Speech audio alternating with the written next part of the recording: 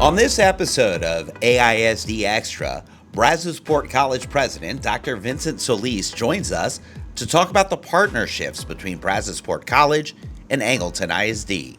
I mean, we are so happy with the partnership that we have with AISD because of the numbers, because of the success rate, and we know that we're getting those the students with the tools and the skills that they need for a better tomorrow.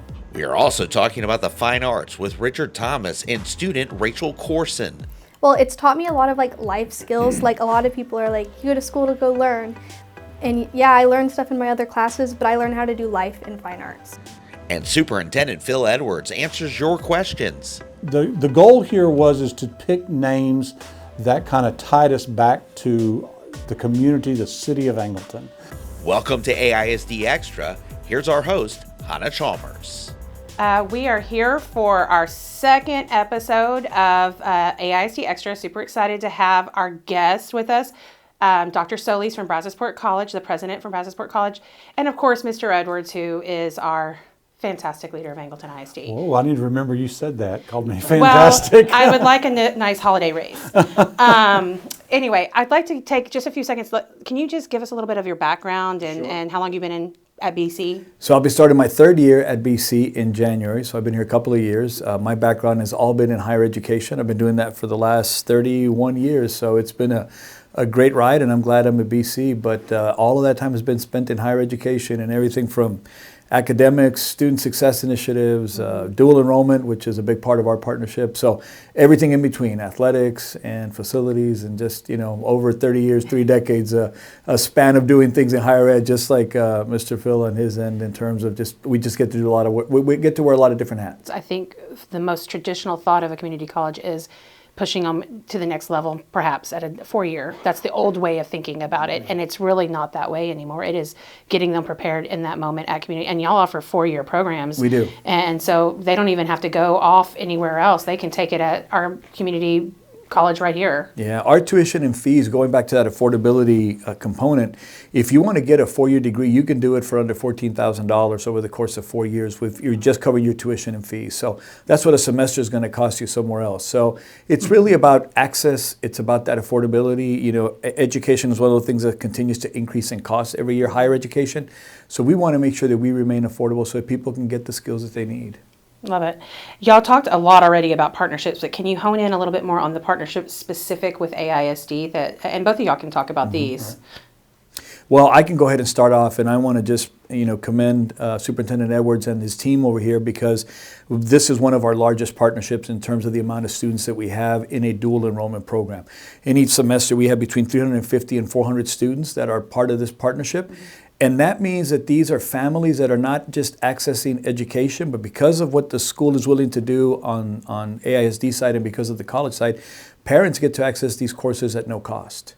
So this is a really great partnership where students can learn. They have a very high success rate. I think, Mr. Edwards, you guys are close to the 90% Pretty success close rate. To 90% success. Which is phenomenal. I mean, try to go to anywhere and say 90% of our students are doing well in college. I mean, that's a really mind-bending number. So we're really proud of that partnership, but you've got lots of students that are getting a great education at no cost to them. The school districts between us and AISD work that out in terms of the numbers and how budgets work and how we provide the services. But to students and parents who want to get a leg up on and start understanding the world of college, it's a great partnership. I mean, we are so happy with the partnership that we have with AISD because of the numbers, because of the success rate, and we know that we're getting those the students with the tools and the skills that they need for a better tomorrow. Yeah, I would just add in, I think one of the great things about dual credit programs is that if a student can go to a dual credit class, the class that is both for high school credit and college credit while in high school, and be successful, then their odds of being successful in a higher education program after high school is just astronomical. And so that really prepares them for that. So, and the other thing, and Dr. Solis hit on this, and I just reiterate, the cost. A student can go through 2-3 years and get dual credit up to 40 plus hours, and it's no cost. That means even if you're going to go off, say, to the Texas A&M University, you can already have 40 hours paid for it. The cost is not going to be as much to parents, those kinds of things. It's just a great program in general for our kids who are going to access higher education as they move forward. And so there's just lots and lots of benefits to it. It gives them a really great foundation. And Yeah. it's also in a really supportive environment. That 90% success rate that AISD has is not by accident. That is by design. There's a lot of support for the students, both here locally and with the college. So when you think about that in terms of that many students being successful, it gives you a really strong foundation to either go to work and be successful there, or go on to the 4-year with already knocking out almost 2 years of your freshman and sophomore year. So when you go up there, I would have loved to have had that. Yeah, you not only finish sooner, you get into the workplace sooner, you start making money sooner, you also don't have to spend 4 years of university prices for that education. So it's a win-win all the way around. Yeah. One of the things that we benefit that we didn't talk about is a lot of times our students who are taking dual credit with the high school, they may be the first person in their family to ever go to college. And so that family doesn't have access or knowledge about what those systems are. But by doing it through our school, getting those dual credit classes while they're in high school, we have staff to provide them support, counselors, teachers, those kinds of people that can help kids be successful, not only while they're in the class, but getting into the class. I mean, I've had 3 kids who are in college right now. Just filling out the FAFSA, the paperwork required, is a huge element, and it's very scary for people. We get to help them do those kinds of things while they're here, and not while they just go off all alone when no one's around maybe Well, it's to a help them. segue into that world that's a little bit new or different, especially, like you said, if we have families who've never done that themselves and, you know, first generation college students. It's a great segue because the students are already here. Yeah. So the way Mr. Irwin and I see this is, if you have an opportunity to take a college level course that also counts as a high school course, you're killing the 2 birds with 1 stone, so to speak. So it's one of those elements that allows students to explore college early, and again, at no cost to them. We provide all the resources, all the support. So, you know, to the question of what is dual enrollment, it's essentially taking college level courses. It's the same material, the same pedagogy, the same instruction as we would on campus, but we offer them in a high school setting. So through that partnership, we're allowed to bring college courses to the high school. Students get to take those classes, sub them into their high school transcript, and it gives you the ability to do both. You can get your high school education, and you can get a leg up on your college education while you're here local. So that's really what it is. It's essentially offering college level courses while they're in high school. I'll just piggyback on that a little bit.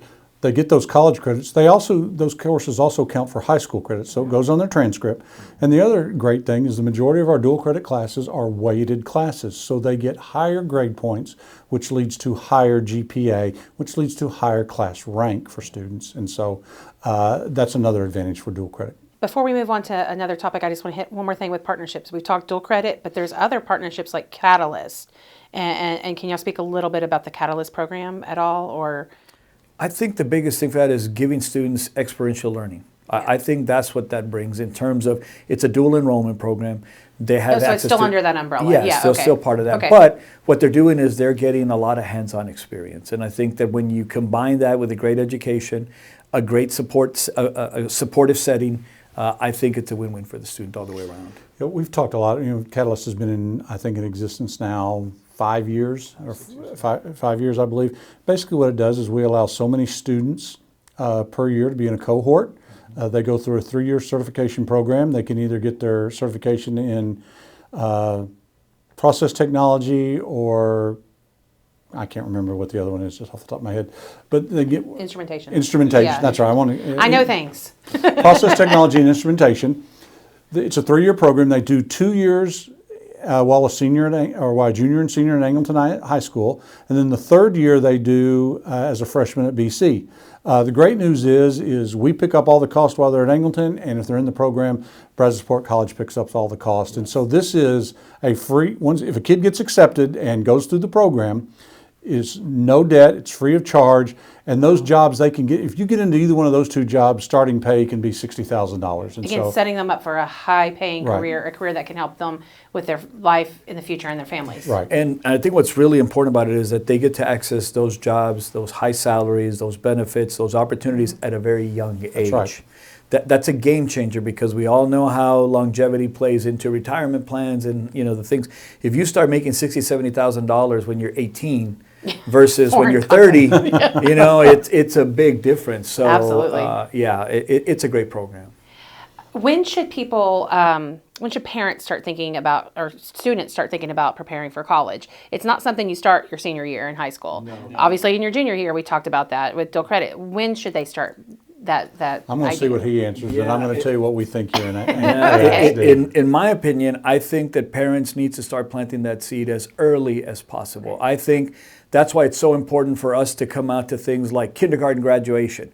Come out, see the parents, see the students, congratulate them, because it's a milestone that they've reached. We need to plant that seed as early as possible, because going back to the start of the conversation, getting a college education is no longer optional. Now you need to have that level of education just to get into those entry-level positions. So we need to plant that seed with the students early, so that by the time they're in junior high, they're already prepping, they're getting prepared to take their pre-college exams, they're ready to start taking classes. You know, some schools offer dual enrollment as early as the 9th grade. That means that they're getting them ready in 7th and 8th, because there's a huge advantage to getting out as many credits as you can at no cost to parents and students. So for me, the sooner we start messaging how important college is, the better we all are off. We know that an educated society is a better society, right? So the sooner we get people focused on, you know, going to college as non-optional, the better we'll all be.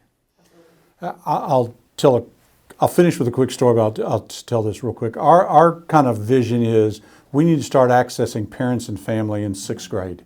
That's when we need to start that conversation of what route do you think, what's your child interested in? What route do we want to go? If a student's looking to get into dual credit in AISD, we're looking to start that process as a 10th grader. So a kid can get 10th grade, 11th grade, 12th grade. We want to start graduating our students being core complete, which means that means they have to earn 42 hours. And if they go to a state university, those 42 hours transfer, no questions asked. I think one of the other things, and this is the story I'll tell you. I was talking to a senior who's graduating this year, and she was talking to me about she was hoping to get accepted into the University of Texas. And what people don't realize is a 4-year college like University of Texas, Texas Tech, Texas A&M, they are choosing who their next year's freshman class is going to be right now, November and December. You have to fill those things out and have those plans go in your junior year. And then what you have to do to get accepted into those places, that starts the minute you hit high school. And so we want our kids to walk into 9th grade to have a plan of what they're going to do and where they're going to go. Doesn't mean the plan can't change, but I will say this. I think one of the things that I was talking with Mr. Smedley, our high school principal, I've been real impressed this year. Our Angleton High School staff, administrative staff, and counseling staff have worked very hard to see kids not change pathways. And the pathway is how you get through high school. And we have seen our percentage of changing pathways go way down since we've started engaging kids in junior high. So we're identifying more really serious avenues for them earlier on. Okay, Right. yeah. And so once we get that, and we're not asking for specifics, but what do you like? What do you think you might be interested in? And let's create a pathway that way for you. Dual credit is going to be one of those pathways. We put about 400 kids in that program right now. Again, 6th, 7th grade, 6th grade is when we want to start having that conversation. And when they walk into high school, we need to have an idea of where we want to get to. I also want to plug, you have a podcast of y'all's own that y'all are going to We be do. starting. We're going to be starting that in January, February. So we're excited about that. And we'll be sure to have Mr. Edwards and the AISD team come out. So make sure y'all tune into that, Absolutely. listen, and leave some When you great start sharing viewers on yeah, Yeah. we'll start sharing viewers. Absolutely. Yeah. Thank you so much for coming Thanks on for this having us again, a second episode. And, you know, it's just so informative for our parents and our students to know about our relationship with Brazosport College. Well, thank you so much for having us out, and amazing facilities. Kudos to the district and Mr. Edwards for these amazing facilities. And I think that this room alone is testament to vision and how things change. You know, to our conversations earlier, having a podcast room 10 years ago wasn't on anybody's foreign radar. concept, yeah. Foreign concept. Yeah. You know, people would be like, what are you talking about? Now they're everywhere, because these are the kinds of skills that we need to be developing in our students. And kudos to the district for these amazing facilities and for supporting a vision like this. So we are very happy with the partnership and really glad to be a part of it. Thanks I for said having us thank you, out. but really you should say thank you. I feel that was awkward, but thank you again. Thank you. Thank you. We want to do our spotlight segment this episode with our fine arts department. So we brought in Mr. Richard Thomas, who is our director of bands and coordinator of fine arts, as well as senior Rachel Corson, who is a member of more than one fine arts, and we'll get into that in just a second. Just a little bit, introduce yourselves and tell us a little bit about yourself. Students first, go. Students first. Ladies and students Ladies and first. students. Yeah, youth first. My name is Rachel. I am a big choir person. I'm the color guard captain. I'm the choir vice president, and I'm playing Tracy Turnblad in the Hairspray musical coming up. Which is the lead, if you which is don't the lead. realize that. Oh, yeah. Yeah, so definitely come and watch that. My favorite color is green. Go brown. It sounds like a Friday night hay band thing. It's your favorite superhero. Definitely Doctor Strange. Okay. Oh, goodness. Tell us about you. Yeah. She threw me off. Yeah, Dr. who Strange. am I? Are you Dr. Strange? So this, Richard Thomas. This is my 5th year in Angleton ISD as the director of bands and fine arts coordinator. This is my 30-something years that I We just kind of trail that off a little bit. after the education, the whole fine arts world. I've taught around the state, different districts around the state, and I've made a great home here in Angleton ISD. I have a family. I have a wife that's an elementary music teacher in Danbury, and I have 2 grown daughters, one who just got married. Just got married a couple weeks ago. Just a couple of weeks ago, yep. Life is changing. Tell us what falls under the umbrella of fine arts, because I don't know if everybody knows what actually falls under that. Yeah, so a lot actually. So it's everything from the performing arts, which is your music, which is your band and your choir, your theater arts, and like elementary music programs as well. And we have those at each level. So there's band at the junior high and choir at the junior high and at the high school. And theater. And theater, Yeah. also at the junior high. And then visual arts is, our art programs are drawing, painting, etc., such like that. They also have at the junior high and the high school. And dance as well. So a lot of times dance gets thought of as just drill team, kind of thing. But they have a very robust dance program that's not just Friday night drill team. No, kind of it's like stuff, a full day absolutely. classes all day long that Miss Absolutely, Philman directs or teaches. She's the best. She is. She's wonderful. We have fantastic. I want to go ahead and we have fantastic programs. Can you talk a little bit about the success of these programs? Because they've had a lot of success this last couple of years, especially this year. Yeah, and Rachel, you chime in at any time. So I'll, specifically, like the marching band, we just came off of arguably one of the most successful marching band years in a long time.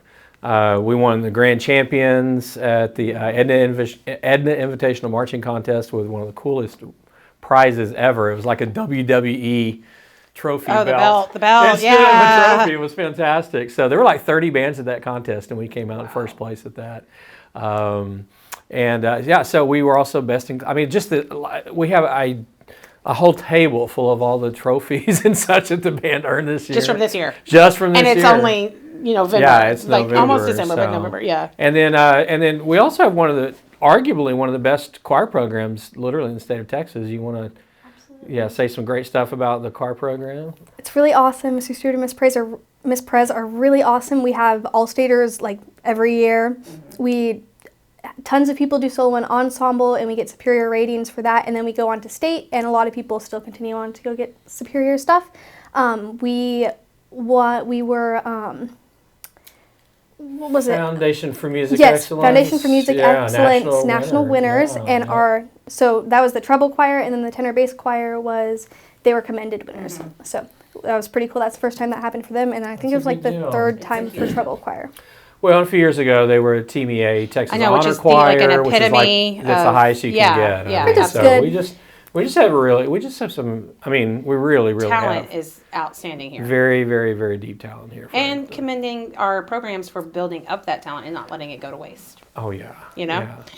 Speak a little bit then about the benefits that fine arts, and Rachel, I'm going to start with you on this. Where do you feel like it's benefited you outside of just the program itself? Well, it's taught me a lot of life skills. A lot of people are you go to school to go learn. And yeah, I learned stuff in my other classes, but I learned how to do life in fine arts.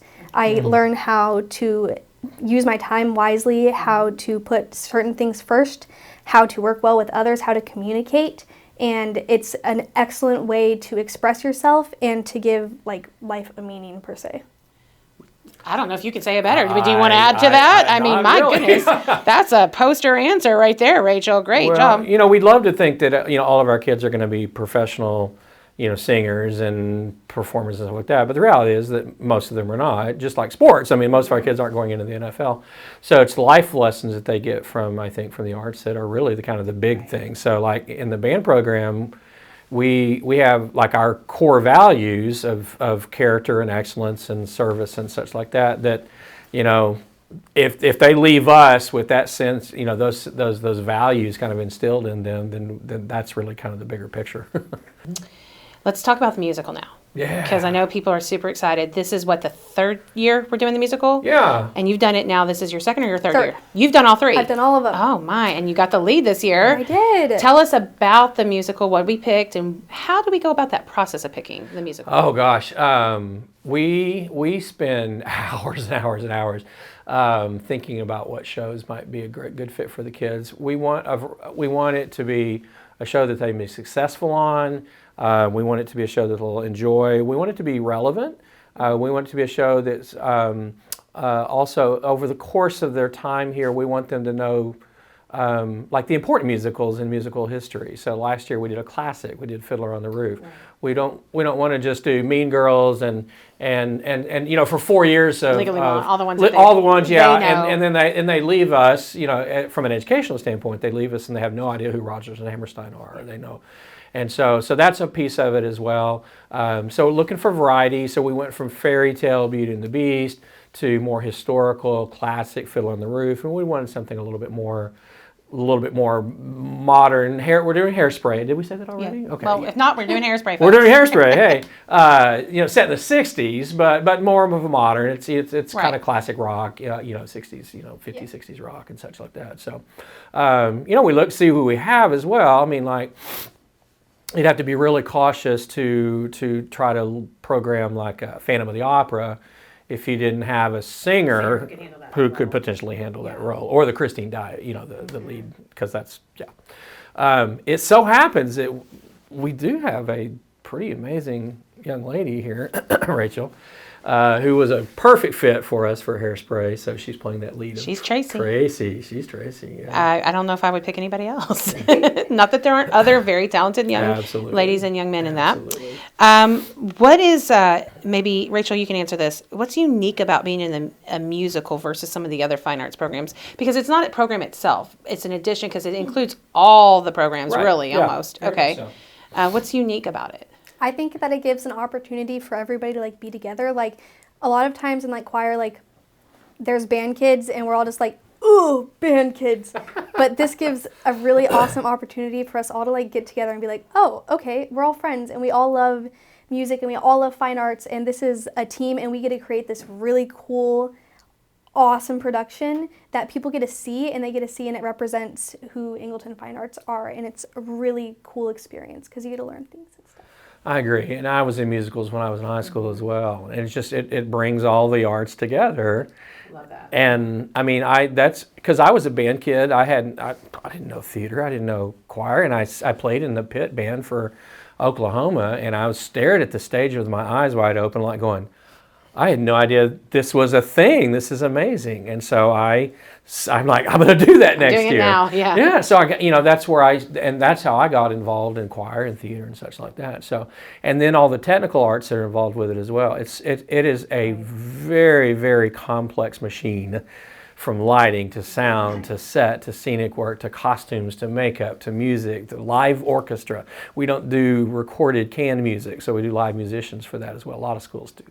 I just want to thank you guys for joining me. Y'all have been fantastic, and the program itself is just growing so well, and it's great, and all the things that y'all are doing. Rachel, I know you do a lot.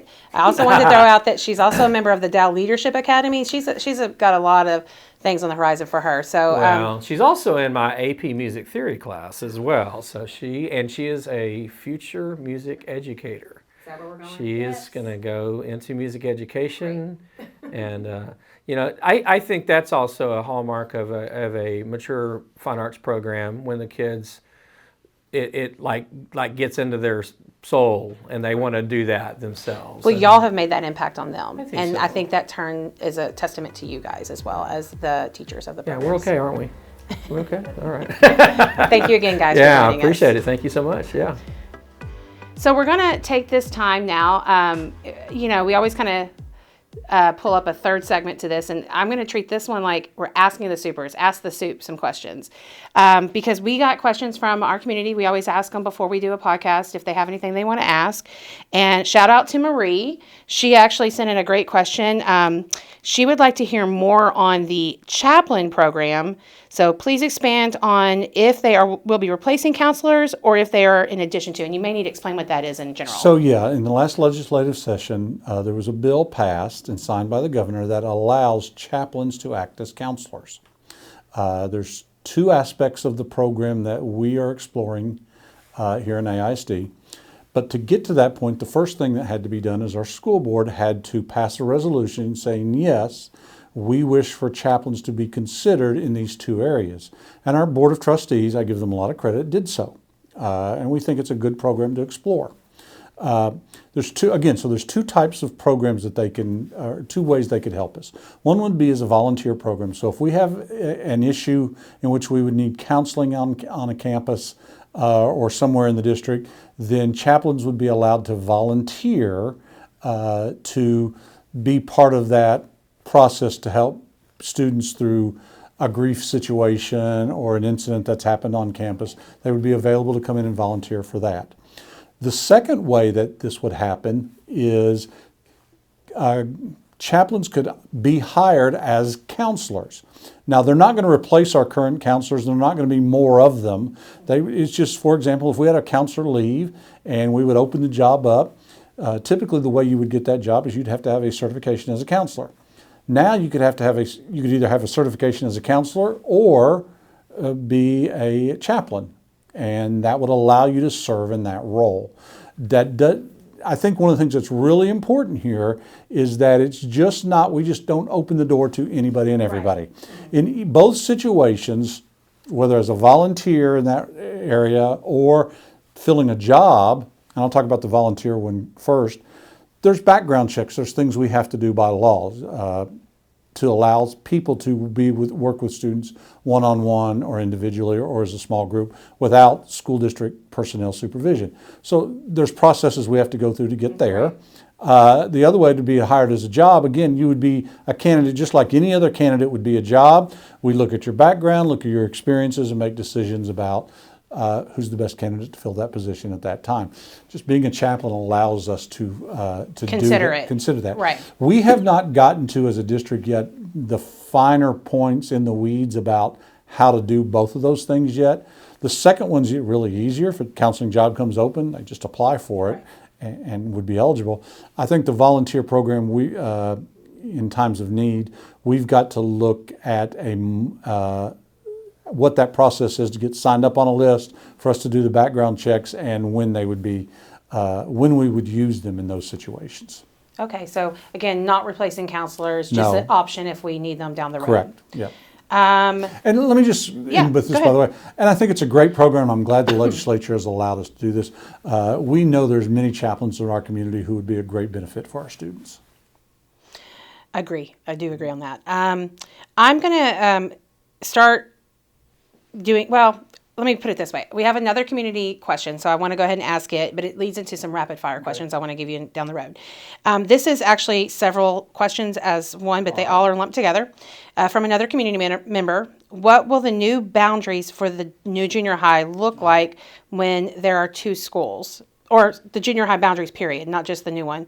Will current junior high students be moved to the new building away from friends and peers they have relationships with? Will the new junior high have the same opportunities, such as swim, where the pool is shared with the high school? Okay, three great questions there. Right. So the answer to all of those questions is we don't know yet. There's a process we go through to determine what students go where. So the first step to that process we're going through right now, and we'll actually be finishing up and be presenting presenting it at the board meeting in December, and that's a new demographic report. What the demographic report tells us is, here's where our students are located at, here's where they're going to be located at as new homes get built into the area, and here's all the areas they're going to be living in. It also shows us what growth is going to be in terms of enrollment for the next few years. And so that's the first thing that gets done. Once that's done, around January and February, the group that does the demographic report for us will give us their recommendations for new attendance zones. That'll be new attendance zones not only for the elementary school that we're opening, but for the junior high that we're opening as well. And let me just describe that process, and then I'll talk a little bit about how we're going to zone those two schools. That process will look like they'll give us recommendations, then we'll have an internal committee that'll give that group feedback. We'll alter those recommendations as we need to. Then we will put the new zones out to the public for comment, and the public will be able to give us comment, whether that's a staff member, a parent, a student, whatever, can give us comment about this is what I think. And we'll take those comments, evaluate them, and then we will finalize those attendance zones probably sometime between August and September of next school year. That's a full year in advance before the new school's open. So we'll have a year to kind of flush out all the little kinks about those things. Now, the elementary school, how that gets staffed and filled with students may be a little bit different than what we do at the junior high. Elementary school, and none of this is set in stone yet, so we're not really sure. What it will probably look like, the school's being built for 800 students. It'll probably start out with a smaller amount than that, maybe 200, 300 max, and we will grow into that school as housing developments get built over time. What we expect is we'll probably grow into that school over a 5-year period. The junior high, one of the things that when we passed these bonds that our public committee told us is the current junior high is too crowded. 1,600 kids, that's just too much for a 6th, 7th, and 8th grade. So what's going to happen when that school opens in 2025 is we will split that enrollment in two. About 800 kids will stay at the current junior high. About 800 students will go to the new junior high. Who's going where, when, we don't know until those boundaries get done. But that's about how that will go. The one thing that is interesting is the swim program. We are not building a new swimming pool out at the new junior high. So if a student wants to be in the swim program, then they will go to where our current junior high is. So if a kid signs up to be swim, they're going to stay in the swim program. Doesn't matter where they live, they're going to go to where the current junior high is. If they're not in the swim program, we'll have everything else out there. Band, choir, athletics, everything else. Depending on where they live, where that new attendance zone is where they will go to school. The hard part is, the question was, could you have a friend in 6th grade, and when it comes time to split, 2 people go to 2 different places? Yes, that's a possibility that can happen. We don't expect with the zoning that families will be broken up at all. So if you have a family where your kids go to the new junior high, the whole family will go to the new junior high. If we go to the old junior high, you go to the old junior high. That's how we'll go about doing that. Okay, I'm going to stick on this topic of the new schools, and Okay. I'm going to give you just some things that we've seen on some posts that we've done, just some questions, and I'm going to try to rapid fire them for Okay. you. We know where they're located. If you watched or listened to our last episode, you mentioned that. But Right, and I'll just interrupt real quick. I was out there today. If you drive down County Road 521, you can't miss where they're being built. so it's now very evident. It's very evident where the schools Okay. are going to go. There have been concerns about, have we considered flooding in that area? So yes, I would tell you that is probably one of the first problems we tackled. It has probably been one of the things that we've spent the most time on. When we build new buildings out there, new schools, we have to provide detention to make sure those things don't flood. So there's a couple of things that'll be going on as part of this construction process. The first thing is the land that the school will be built on and all the surrounding land around it that we will use will actually be built up. And so they'll be raised so that water flows away from the school and will not cause flooding there. The other part of this is there are large amounts of detention ponds, gullies that are going into that new development that are being built by the homeowner or by the developers, and they will take all the water off of that land, put it into those detention areas, and the water will outflow south away from places like Oyster Creek and the Brazoria River, because we don't want to flood not only the area we're in, we don't want to cause flooding in the areas south of us. And so the county has been very adamant about our detention plans, what they have to look like, what they have to do so that we don't have those issues. And so one of the great things about where we're going to build up the schools is all the dirt that's dug out from the detention pond is going to be put on where the schools go to build that up. And so that buildup will be anywhere from 5 to 8 feet over what it looks like right now. And so that's what, and the last thing I'll just say is all the water will flow from the schools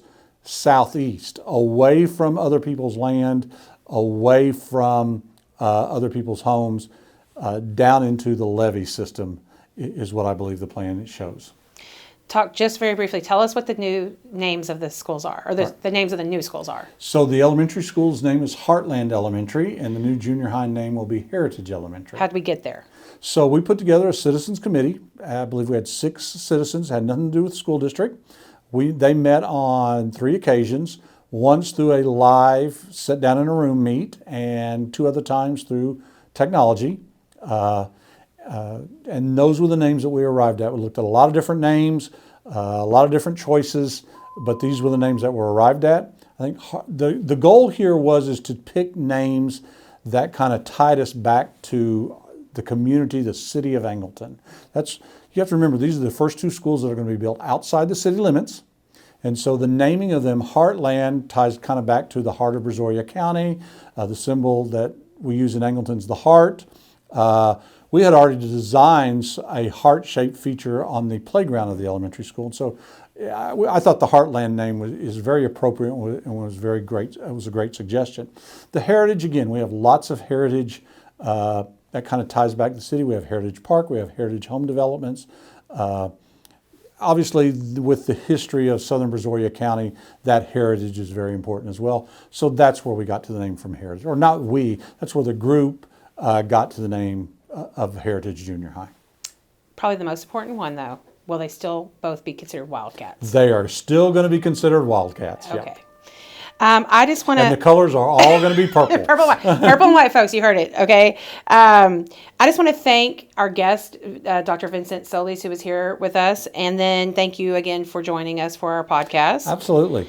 I also really want to thank our producer, Alex Radow, and our sound engineer, senior, Des Parrish. As always, we thank you for listening, and we hope you leave us a good review, and we hope you join us on our next episode. So I'm Hannah Chalmers, and I just want to remind you to stay excellent, Wildcats.